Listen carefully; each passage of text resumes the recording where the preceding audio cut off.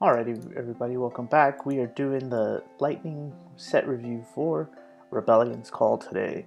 Got a lot of interesting cards to talk about. So yeah, let's get started.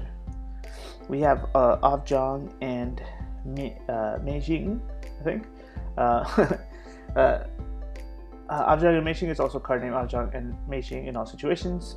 It has 2 S abilities. Choose a character, it loses all abilities until the end of the turn. And Shield Bash, choose a forward, deal it 9,000 damage and for SN1 Lightning. So I know this card seems very underwhelming, but I think there's definitely a lot of potential here. The fact that it's a dual name, which is cool, but it counts as both names, means that you could use either one of the previous cards for either S ability. And a 1-drop, if my opponent is using resources to remove a 1-drop from my field, it just feels good, right? The CP value there is great, and so being able to do any of these abilities is just also good. Being able to blank something to kind of like get the edge, or so my opponent doesn't get like break effects or leave the field effects or whatever. And then just removal, cheap removal, mind you, it's effectively 3 CP. This card is really good. Now, how good we're going to be able to build a deck around it. We do have another card we're going to get into a little bit, which was the pre-release card. But it really just is a matter of how many of these cards you play and how often you can recur them and what else you can do with the deck, right? And so it's really nice. It's got all the right, it checks all the right boxes, right? Low cost, lots of versatility, searchable in multiple categories, and a lightning card. So very interesting, very good.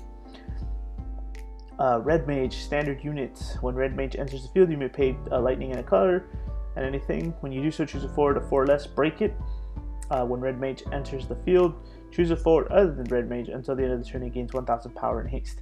Now, I know we've seen Black Mage decks now, right? We've had summoners and monks, dragoons, samurais. I don't know if the Red Mage deck is there yet, but I love this Red Mage art, this outfit, this the armor or whatever. It's just so fantastic. It's one of my favorite ones. The effect on its own is very good as well. It goes well with, like, I guess the backups that are in this set too. And then at 3 damage, when Red Mage enters the field, choose a forward other than Red Mage until the turn. It gains 1,000 power and haste. So a lot of versatility here as well. The damage thresholds are increasing every set. So as far as competitive play goes, we need to watch out for damage 3 more often now, because a lot of things are happening there. I think it's just a solid card, very good and limited as well. Afmao. So this is the one I was talking about. When Afmao enters the field, you may search for 1 card named Avjong and add it to your hand. When Afmao enters the field, you may search for 1 card named Meijing and add it to your hand.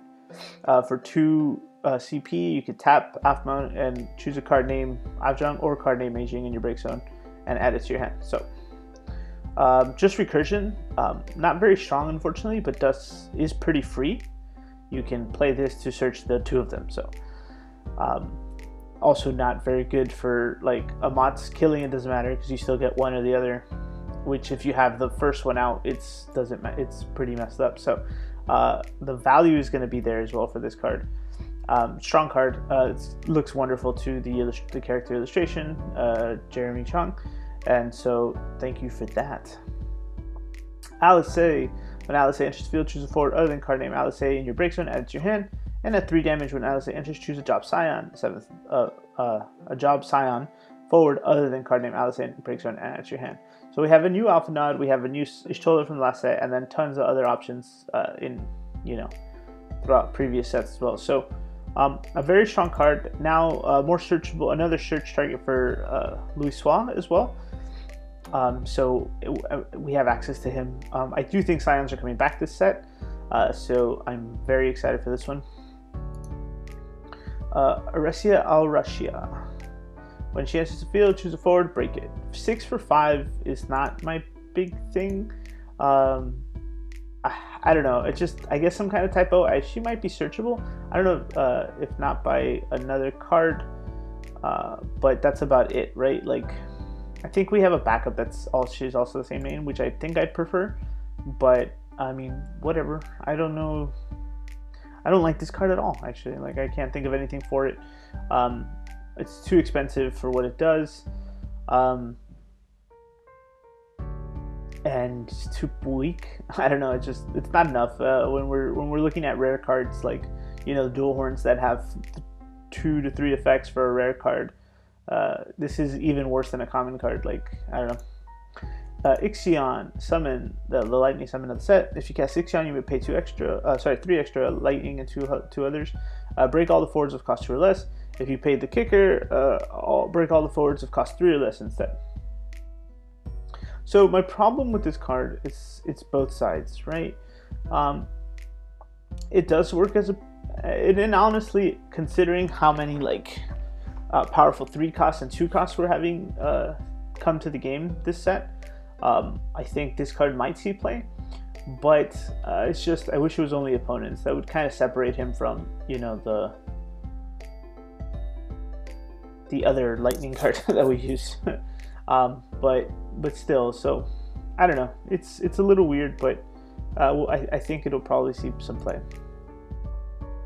Now the big boy X-Death is your lightning legendary. If there are 10 or more cards removed from the game, X-Death gains 2,000 power. When X-Death enters the field, remove all the characters in each player's break zone from the game. At the end of the turn, if there are 20 or more cards removed from the game, your opponent selects a character they control and remove it from the game. So, pretty strong effect, kind of just neutralizes. It's very anti-meta. Definitely a mid-game card for sure. Has a lot of potential to just kind of deal. I think if you're dropping him mid to late game, right, like that, the transition from mid to late game, somewhere in there, and your opponent doesn't have an answer, it's going to be really tough to deal with this card, because he's just reducing all of your overall resources during the game, while also being just a big ass guy, and he's just going to be blasting you for stealing cards from you for every turn. So and also this art is fantastic. This guy's gonna see a lot of play. I think in what do they call the weird crystally things? He's cheaper too. But yeah, so might see, definitely gonna see play. Just gotta find him the right home there. Samurai, FFBE. During each turn, when O is chosen by your opponent summons your abilities for the first time, cancel its effect. When O enters the field, gain crystal. New Moon Blade, for an S and lightning and colorless, choose a forward of cost 5 or less, break it, gain a crystal. So with Glaciella, he's effectively reusing the crystals, getting the crystals rolling, and being able to break 5 or less is just pretty good all overall. And his innate protection makes him a really solid card. This guy's going to be a problem, I think, and so get ready for that. He's like Ilua 2.0 sort of, without the haste, but removal instead. So, all right, Orc. When Orc enters the field, choose 1 damaged forward, break it. Put Orc into the break zone, choose a forward, dull it. Pretty neutral effect for something Lightning's already done. Has 2 options, so it can do a lot of things here. I just think the art's very good. Glad these the races or whatever in Final Fantasy 11 got some updated art, because I'm tired of seeing 11 prints screenshots, and so I appreciate these very much. City Clank Gully. When he enters the field, choose a lightning character in your break zone and add it to your hand. The best part about this card is that it's an EX burst. We've seen a lot of this already in Lightning. We have Sage, Zemus. We just saw Alice kind of do something similar. Just get characters back for 4 CP. That's very normal for them. I think in a mono Lightning deck, this card shines because it's an EX burst. In general, I don't think it'll it'll see too much play because of that. Because it's limited to Lightning.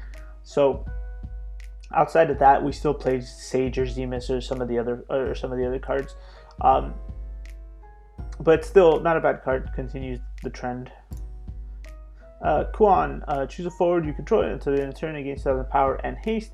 You can only use this ability if you control one forward. You for one tap and one CB. This is fine when you're like. There's a lot of times to do this, but it just really depends on whether you prefer a cheaper version of this. It's hard to say it's cheaper, right? Because I think the red mage is the same cost, but maybe in the typo list, or I think he's searchable, right? I think that's the important part. Man in Black. I think there's a question going on about what his job actually is, in case we need to call it out. So I don't know that for a fact, but if you guys know by now, please put it out in the comments. You cannot play Man in Black or a card named Golbez while already in control of either character. When Man in Black enters the field or attacks, choose a summon in your breaks and remove from the game. You can cast this at any time you could normally cast it. When you cast a summon, choose a forward. It gains this forward cannot attack or block until the end of the turn. So when I first saw this card, I already thought it was great, and then going over it the second, third, fourth time, I realized it's even better. So his main thing is that when he can pretty much pocket summons, and it just gives you an extra layer of how often or when you have a summon ready. So hypothetically, right, in a lightning fire, you can Amat your opponent to play this guy and then put an Amat in the pocket and have it always ready to go, right? Yes, your opponent knows it's there, but it's just that good, right? And so a couple of other highlights is that it doesn't matter the color of the summon he keeps in his pocket. It's also when he attacks. So keeping him, not removing him right away, means that your opponent not only can reuse all of the summons that they've already have, or that they've pitched. You have to now have double the threat, right? Like, assuming you're trying to win this game, my opponent has 5 cards in hand, full backup line. You don't know what's going on, but he's got a pocket, a pocket, I don't know, one of the new Titans, any of the new summons, right? This Ixion, right? Like, even the Ixion we just saw, or the Ixion from last set, any of these cards, right? Exodus, which is the card I was looking for earlier. Any of these things, it's just crazy. It's very unfair, right? Because you have that many more obstacles to run that doesn't require them to hold it in their hand. So I feel like this guy's going to be a big problem now that we have a dedicated 4-searcher. We have lightning recursion, and more lightning recursion and lightning searchers already. This guy is just trouble. Now the real thing is just what's the best way to go with it, and that's what we'll figure out as the meta goes out and defines itself. But Man in Black is a very strong card. And just for the record, even this forward cannot attack or block until the end of the turn. That's just added sauce. Like, it's the aftertaste that just makes it even better, or the lingering taste, right? Like, I'm gonna keep these summons, do this, and then he can't attack or block this turn. My turn, same thing, right? Like, I can cast any summon I want, and then that forward cannot attack or block this turn. It's just seems very, very, very daunting. Like, Salir, Black Mage, which I found out recently, is very interesting. When Salir enters the field, choose a forward dole it. You may pay 1 lightning when you so choose a forward of cost 2 or less, break it. And then for 3 extra lightning when you do so, choose an active forward deal at 9k. When the name matters and lightning does interesting things, this card is very good. I don't know how much it will see play, because it's still, I don't know, there's better slots and there's better ways to use our lightning energy, our lightning CP anyway, better. But she's a hero for a reason, so I think she's gonna be useful. In sealed, she's pretty good too if you have enough. Limited, I guess, is if you have enough lightning in your deck. Cisne. When Cisne enters the field, you may discard a card. When you do so, choose a forward, deal 1000 damage for each CP required to cast the discarded card. If the discarded card is a job member trick, also deal it 5k damage.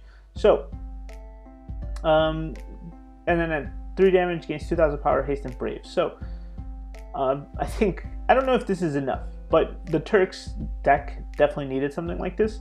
We had no removal. Problem is maintaining, card advantage while doing stuff like this as you go. Yes, she's effectively 4 CP, but if you don't have, you know, Sang, Reno, or Rude in there, like, you're not doing enough damage to kill something. And sometimes even the 8k is not enough. Or, you know, with Sang, sure, you're dealing the 9k. But, you know, it's just, if this was at one digit higher, like, you know, 6,000, I would be super okay with, you know, 10 times more okay with it. But it's, you know, it is what it is.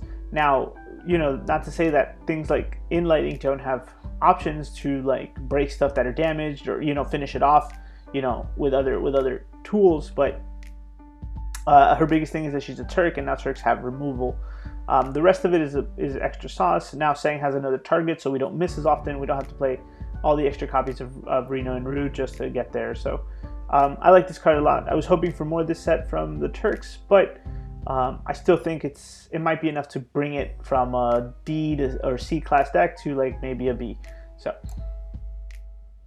if Jack deals damage to a forward, your opponent or your opponent double that damage instead, right? So potential up to 10k, and then 2 points of damage. So very small card that needs to get answered right away and limited.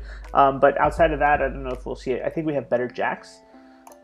But I don't play Typo, and maybe I'll get around to it if you guys really want something like that. But for now, we'll move on. Knight. If Knight is active, Knight cannot be chosen by your opponent's abilities, which is cool. But if Knight is dull, Knight gains 3,000 power, right? So on entry, can't. So until it attacks, it cannot be targeted. But when it attacks, it is automatically at 3k. I believe this is a field ability, so it doesn't start a stack. So the second it declares attack, it's already at 8k, so keep that in mind. Backup, another Knight, right? I get that right? Yeah. Whoops. Put Knight into the breaks and choose an active forward to the 4,000. If you receive the point of damage this turn, deal 8,000 damage instead. I don't like this gimmick, and this is not that great. If it wasn't active, it'd be better, but the fire one, it does the same thing, I believe, just not with active forwards. Hooded Man. So another 4, you cannot play Hooded Man or card named Kane while already in control of either character. Hooded Man has haste. When Hooded Man enters the field, choose a card named Hooded Man or card named Kane in your breaks and remove from the game. When you do so, activate all the backups you control and draw a card. I honestly don't like this card at all. Now, there's definitely something I'm not seeing with all this 4 stuff. I need to lay it all out on like a playmat and dissect it further. Even after kind of slowly building a Cat 4 deck with the new stuff, I only see value in one side of it. Yes, it does fall in the Water Lightning side, but I don't know if if the Hooded Man, this one in particular, is enough for me to get out of bed for, or even chase down the full arts. Where although it's very nice art, I love this thing, I love this style. It's just, I don't know. I don't know if this needed a legendary slot. Maybe you guys see something. Please leave it in the comments as well. Share your thoughts. Yugiri, EX Burst. When Yugiri enters the field, you may search for a Job Ninja or card named Ninja other than card named Yugiri and add it to your hand. Discard a total of 2 Job Ninjas or card named Ninja. Choose a forward of cost 4, let's break it. So now the other Yugiri we couldn't really use in the Ninja deck. Now we have 2 EX Burst Ninja Searchers, I think, I'm not mistaken, which are very nice. Ninjas might be coming up. We have like Edge reprint, the Edge like promos now too. So I mean, we just got them recently from one of our stores, but I mean in general they were out, so it must have been something. I always like to believe that promos are either anticipating something or, you know, rewarding a meta. So when we see stuff like, you know, the Edge come out, it's like you guys should be preparing for something. And I think cards like these were also, you know, kept in mind for that. So I think Yugiri, I think the Ninja deck is slowly getting better. We have a lot. It's just like some of the other ones. And like I've been saying when I'm doing these reviews, a lot of different archetypes have gotten stuff, right? So for ninjas, mannequins was the crystal things I was talking about. I knew it would come to me when we were talking about X stuff. What else was I saying right now? Oh, Scions and Type O are just some of them, right? In Earth, we saw monks, we have new dual horns, all of these different, like, you know, archetypes and jobs or whatever kind of decks are just getting a little bit of support, and it's very, very, very good. Liart. When a character is put in the field into your break zone, Liart gains 2,000 power until the end of the turn. That's it. Okay. I guess decent. Probably better for limited. Obviously, when you have, you know, I don't know if she's enough to add into deck when your decks are doing so many things, but if she would activate and attack again once more, that'd be cool. Kind of like the primal, which again I'll always forget. But yeah, I don't know. It's just not enough for me. I don't think. Maybe if it had an S ability too. Dragoon backup. Put Dragoon in the break zone. Choose a 4 standard unit in your break zone. Add it to your hand. If it's lightning forward of cost less, play it on the field instead. You can only use this ability during the turn. This card slaps for Dragoon decks real good. There's a lot of standard units that are, the whole deck is pretty much standard units anyway, so if it's 3 or less, it's just going to play it on the field instead. Will help you not whiff Alice, and so this card is solid, tight, very good. Alright guys, that's it for the lightning one. My 5, I guess, the top 5 here are definitely going to be Man in Black. I think I really do love the Abzang and the Aphmau thing as a package. Same thing with Alice, I guess, for what the deck is. But individually, it's Man in Black, Ao, Cisne, I guess. And then the Dragoon and X-Death. You know, I'm just, there's so many good cards here. What are you guys playing with? Are you guys interested in trying out the Puppet deck? I'm sorry, the Automaton Puppet Master deck? Or Turks? Let me know in the comments below. And if not, if you haven't seen the other set reviews, make sure to go check those out as well. Thanks for listening, guys, and I'll see you later.